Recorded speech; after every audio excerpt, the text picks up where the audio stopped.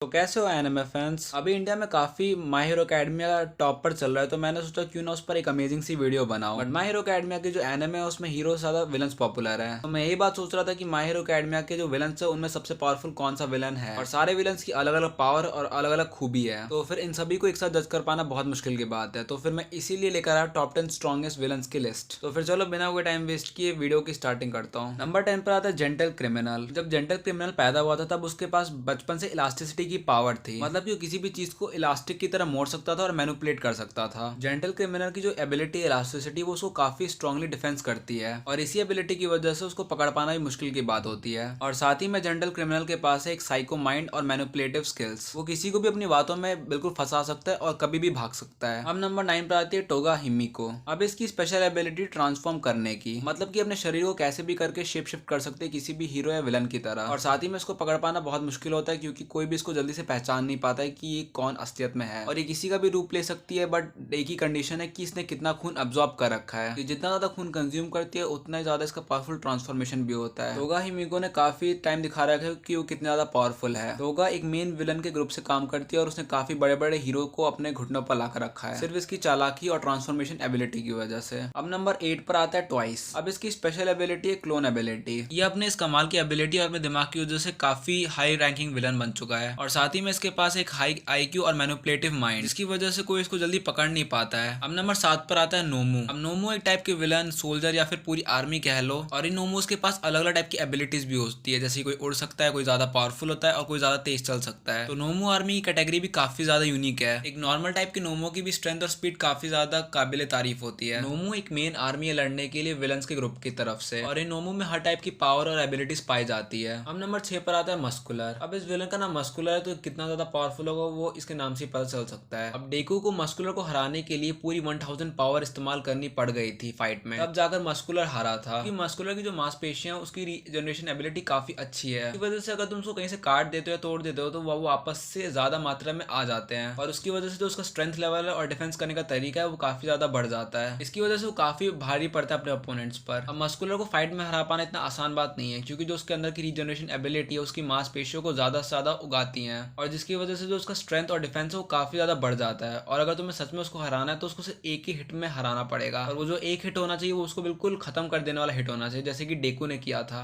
डेकू ने पहले 100% पावर दिखाई, लेकिन 100% पर भी काम नहीं बना, वो वापस से उठ गया। बट जब उसने 1000% पावर दिखाया तब जाकर मस्कुलर खत्म हुआ था। अब नंबर 5 पर आता है स्टेन। इसको माय हीरो अकेडमिया का हीरो किलर स्टेन भी बुलाया जाता है, क्योंकि इसके नाम पर बहुत सारे हीरोज को मारने के एलिगेशंस लगे हुए हैं, और ये सच में हीरोज को मारता भी है। ये काफी ज्यादा एक पावरफुल फाइटर है। अगर एक बार किसी का खून निकाल लेता है तो वो कुछ टाइम के लिए एक ही जगह पे फ्रीज हो जाता है, और अगर उसके ओपोनेंट का टाइप बी ब्लड ग्रुप है तो वो सबसे ज्यादा देर तक फ्रीज रहेगा एक जगह पर। अब अगर स्टेन की ब्लड एबिलिटी को मैं हटा देता हूँ तो काफी पावरफुल एक फाइटर भी है, क्योंकि सिर्फ अपनी स्वॉर्ड से बड़े फाइटर या फिर हीरो से इजीली लड़ लेता है, और स्टेन को सारे के सारे विलन बड़ी रिस्पेक्ट भी करते हैं। अब नंबर 4 पर आता है ओवरहाउल। अभी तक बहुत कम लोग इसके बारे में जानते हैं, तो थोड़ा सा मैं इसको इंट्रोड्यूस करना चाहूंगा। ओवरहाउल की एबिलिटी है डिसेंबल और असेंबल करना किसी भी चीजों को। अब ओवरहाउल अपने एक हाथ से किसी भी चीज को तोड़ सकता है और जोड़ भी सकता है, और इसी एक खास एबिलिटी की वजह से उसे एक पावरफुल विलन भी बनाती है, क्योंकि आने वाले टाइम में ओवरऑल की जो फाइट होने वाली वो काफी ज्यादा तगड़ी होगी। और साथ ही में ओवरऑल की जो स्पेशल एबिलिटी डिसेंबल असेंबल करना है, अगर उसने सही तरीके से यूज किया तो एक काफी पावरफुल वेपन बन सकता है। अपनी इसी खास एबिलिटी की वजह से वो नंबर 4 पर आता है। अब नंबर 3 पर आता है डाबी। अब हम सभी को पता है डाबी एंडेवर का बेटा है। एंडेवर वो है जो हीरो नंबर 2 है। अब डाबी की जो स्पेशल एबिलिटीज है वो है ब्लू फ्लेम। डाबी काफी ज्यादा एक मैनिपुलेटिव विलन है, और साथ ही में डाबी का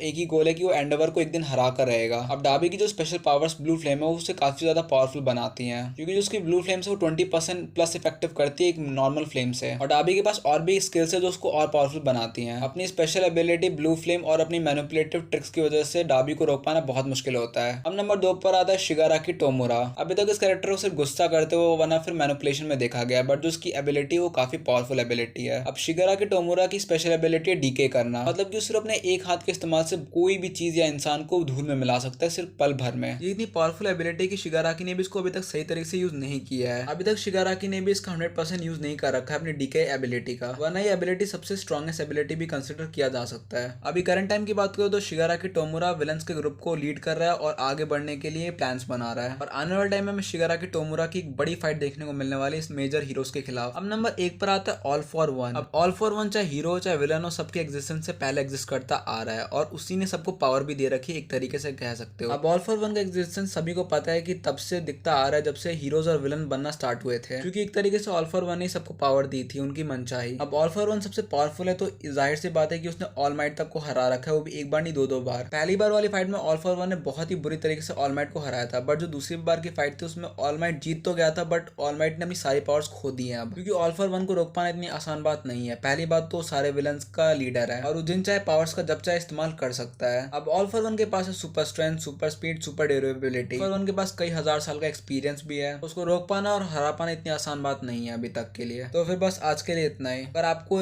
लिस्ट में कुछ गड़बड़ी लगी हो या फिर आपके फेवरेट कैरेक्टर्स इसमें छूट गए हो, तो वो भी आप कमेंट सेक्शन में लिख सकते हो। और नेक्स्ट वीडियो किस एनिमे पर चाहिए या फिर रैंकिंग वीडियो किस एनिमे पर चाहिए, वो भी आप कमेंट में लिख सकते हो। उस एनिमे पर वीडियो बना दूंगा। और अगर वीडियो थोड़ा सा भी अच्छा लगा हो तो चैनल को सब्सक्राइब कर लेना ऐसी वीडियोस को जल्दी देखने के लिए। फिर मिलते हैं बहुत जल्द। Take care and good bye.